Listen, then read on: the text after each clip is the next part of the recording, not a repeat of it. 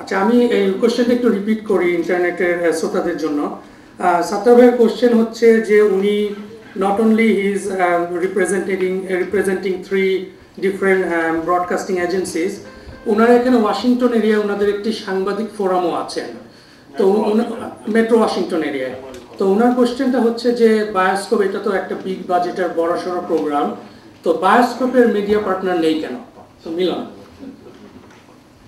আচ্ছা, thank you Sattar ভাই আপনার প্রশ্নের জন্য। আবার আসলে মিডিয়া পার্টনার যে ব্যাপারটি, আমাদের অনুষ্ঠানটির লক্ষ্যটা হচ্ছে যে আমাদের কমিউনিটি নিয়ে কিছু করা, আমাদের কমিউনিটিকে কিছু উপহার দেওয়া। তো সেই ব্যাপারে মিডিয়া পার্টনার যে রোলটা প্লে করে, হয়তো এটাকে আরও অনেক বড় পরিসরে আমাদের কমিউনিটি থেকেও অন্য দূরে কোথাও নিয়ে যাবে, সেটাই হয়তো বা আমার চিন্তায় media partner plays that role. তো যেহেতু আমাদের লক্ষ্যটা এখনো অতটা বিস্তৃত নয়, আমরা যেহেতু এখনো আমাদের কমিউনিটিকে সার্ভ করছি, যার জন্য মিডিয়া পার্টনারের কথাটা আমরা সেভাবে চিন্তা করে দেখিনি। বাট যদি ফাইন্যান্সিয়ালি মিডিয়া পার্টনার যারা হতে চায়, they help us out financially, which we have seen, আমরা দেখেছি বিভিন্ন মিডিয়া পার্টনাররা বিভিন্ন বড় বড় অনুষ্ঠানে অনেক বিগ বাজেটের অনেকখানি কন্ট্রিবিউশন তারা করে। তাদের এয়ার টাইম হয়ে গেল, তারাও কন্ট্রিবিউশন করলো, তাদের প্রচার হলো। এরকম যদি কোনো ধরনের সুযোগ আসে, ওয়াই নট, আমরা ডেফিনেটলি এটা ভেবে দেখবো। আর ডেফিনেটলি সাত্তার ভাই আপনার সাথেও কথা বলবো এই ব্যাপারে, হারুন ভাই আপনার সাথেও কথা বলবো, এবং would be happy to have somebody if that helps us out. There is no restriction যে আমরা নিতে পারবো না, জাস্ট এটাই কথা যে আমাদের লক্ষ্য আমাদের কমিউনিটি, বা এর চেয়েও বিস্তৃত পরিসরে গেলে যদি যেতে হয়, আমরা সবাই যেতে চাই, why not, we don't have any problem. Thank you. না, হারুন ভাই প্রশ্ন করেছেন যে এখন পর্যন্ত মিডিয়া পার্টনার নেওয়া হয়নি। হ্যাঁ, এটা আপনি কারেক্ট যে আমাদের এখন পর্যন্ত কোনো মিডিয়া পার্টনার নেওয়া হয়নি।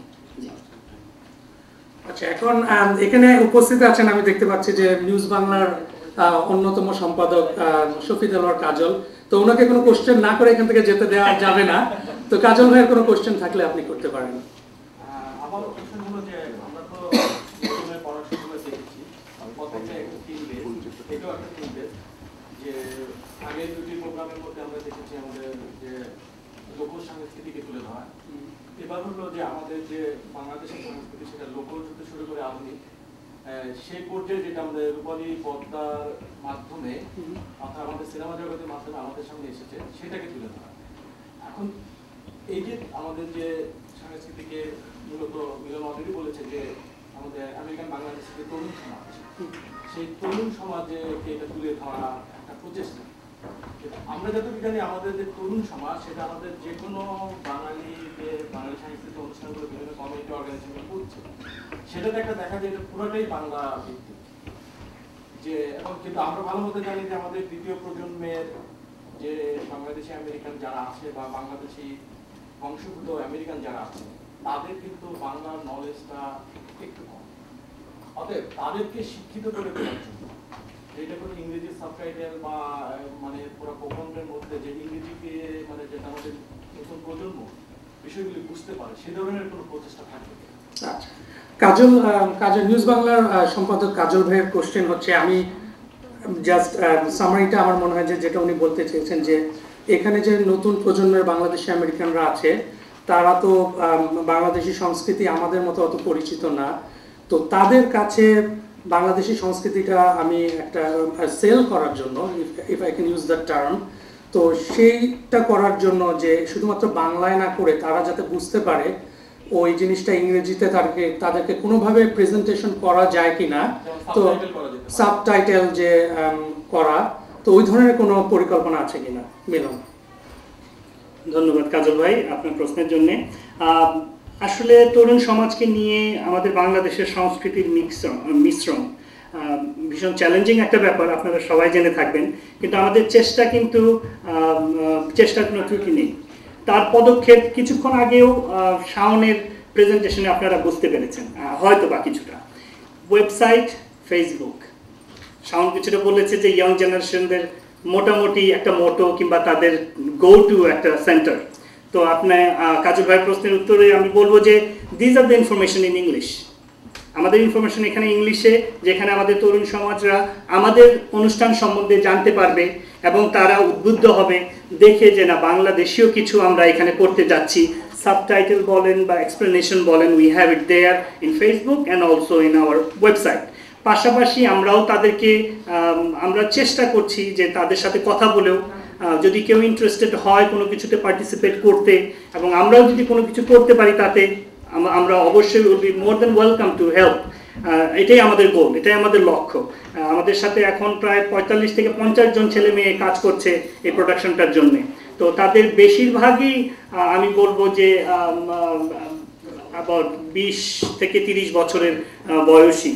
তো আমি আশা করবো যে আপনারা এর মাধ্যমে আমরা কিছুটা পদক্ষেপ নিয়েছি, এবং বাকিটা আপনাদের সবার সহযোগিতায় আমরা নিশ্চয়ই ওখানে পৌঁছতে পারবো, যেখানে একদিন তারাও মেইন স্ট্রিমে, আমরা যখন কিছু করবো না, they will come forward and do something for our community. Thank you. ধন্যবাদ মিলন। তো এখন আর কারো কোনো কোশ্চেন থাকলে আমি just throwing it to the general audience. আপনাদের যদি কোনো কোশ্চেন থাকে এখনই সুযোগ মিলনকে কোশ্চেন করার। তো কেউ কি কোনো কোশ্চেন করতে চাচ্ছেন? তো না চাইলে আমি মিলনকে বলবো যে এখানে আবার আসার জন্য, কারণ আমাদের নেক্সট এজেন্ডাটা হচ্ছে যে মিলন আমাদের পরবর্তী প্রোডাকশন বায়োস্কোপের টিমটাকে পরিচয় করিয়ে দেবে আপনাদের সামনে। তো মিলন।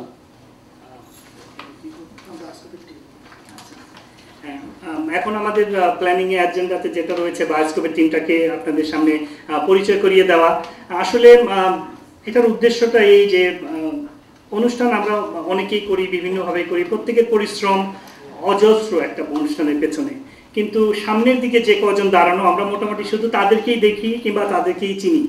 তো এবারের এই প্রেস কনফারেন্সের মাধ্যমে তাদেরকে আপনাদের সামনে তুলে ধরার উদ্দেশ্য, আমি চাই যে ওদের যে কষ্ট, ওদের যে পরিশ্রম, সেটা যেন আপনাদের একটা হাসির মাধ্যমে ওদের মাঝে যেন ইন্সপায়ারিং হয়, ওরা যেন ইন্সপায়ার্ড হতে পারে। সেটাই কিন্তু আমার উদ্দেশ্য, যে এখন থেকে যেন আপনারা দেখতে থাকবেন যে the total team is working together for a good cause reason. তো এখন স্বপন ভাই একটা অ্যানাউন্সমেন্ট দিবে, তারপর আমি এখন যেটা অ্যানাউন্সমেন্ট দিব এটা ইন্টারনেটে যারা লাইভ শুনছেন তাদের জন্য প্রযোজ্য না, এটা একটা পাবলিক সার্ভিস অ্যানাউন্সমেন্ট আমাদের উপস্থিত দর্শকদের জন্য। অ্যানাউন্সমেন্টটা হচ্ছে যে আপনারা যারা গাড়ি এই প্রেস কনফারেন্সের জায়গা যেখানে হচ্ছে আমাদের এখানে এই অনুষ্ঠান স্থলের সামনে যারা গাড়ি পার্ক করেছেন, একটু কাইন্ডলি গাড়িটা মুভ করে যদি মেইন স্ট্রিটে নিয়ে যান আর কি। তো আই এম প্রিটি শিওর যে ইন্টারনেটে যারা শুনছেন they are finding it very funny, but এখানে যারা আছেন তাদের গাড়িটা হলে এটা অত ফানি হবে না। তো কাইন্ডলি একটু গাড়িটা যদি আপনারা সরিয়ে দেন আর কি। আর মিলনকে আমি এখন বলবো এখানে আবার আসার জন্য। আমাদের পরবর্তী এজেন্ডা হচ্ছে বায়োস্কোপের টিমটার পরিচিতি। আপনাদেরও যদি কোনো কিছু জানার থাকে ডেফিনেটলি আমাদেরকে প্রশ্ন করুন, আমাদের সামনে প্রশ্ন রাখুন, আমরা চেষ্টা করব আপনাদেরকে জানাবার জন্য, আমাদের এই চেষ্টা। বাট আমার যে অনুরোধটা রইবে যে এটা একটা কমিউনিটি এফোর্ট, আমাদের এই অনুষ্ঠান শুধুমাত্র আমরা উদ্যোক্তা। আপনারা যদি আপনাদের ভালো সাজেশন থাকে যেটা আমাদের অনুষ্ঠানটিকে আরও সুন্দর করতে পারে, আপনারা আমাদেরকে জানাবেন। ওয়েবসাইটে আমাদের ইমেল অ্যাড্রেস কন্ট্যাক্ট আছে সেখানে, অথবা আমার নাম্বার যদি নিতে চান, কেউ জানেন, আমার কাছেও যোগাযোগ করতে পারেন, আমাদের কোনো টিম মেম্বারের সাথেও যোগাযোগ করতে পারেন আপনার সাজেশন নিয়ে, এবং আমরা চেষ্টা করব যেন আপনাদের সাজেশনের মাধ্যমে আমরা আমাদের অনুষ্ঠানটিকে আরও সুন্দর এবং আরও বড় করে তৈরি করতে পারি, সেই আর কি। তো আমি কিছুটা সময় নিচ্ছি, বাকি ভাই নিশ্চয়ই কিছু বলতে চাচ্ছেন। আমার একটা কোশ্চেন যে না তারা এখানে আসে, অবশ্যই কিছু কোশ্চেন থাকা উচিত ছিল আপনার, মানে আপনার অনুষ্ঠানের মেইন টিমটা এটা যদি। আচ্ছা, এখন এখানে উপস্থিত একজন দর্শক আছেন, উনি বাকি ভাই আমাদের সবার পরিচিত। তো উনি একটু পরে এসেছিলেন, তো উনি জানতে চেয়েছেন যে আমাদের অনুষ্ঠানটার থিম কি মিলনের কাছে। অনুষ্ঠানটির থিমটা হচ্ছে বাকি ভাই যে আমরা অনুষ্ঠানটার নাম হচ্ছে বায়োস্কোপ। তো আমি জানি না, আমরা যারা বাংলাদেশে বড় হয়েছি, ছোটকালে অনেক গ্রামে গঞ্জে দেখেছি বাক্সের মতোই, আমার ডান দিকে যে ধরনের বাক্স, এরকম হয়তো কারুকার্য করা না থাকলেও অনেকটা এই ধরনের নিয়ে ঘুরতো, এবং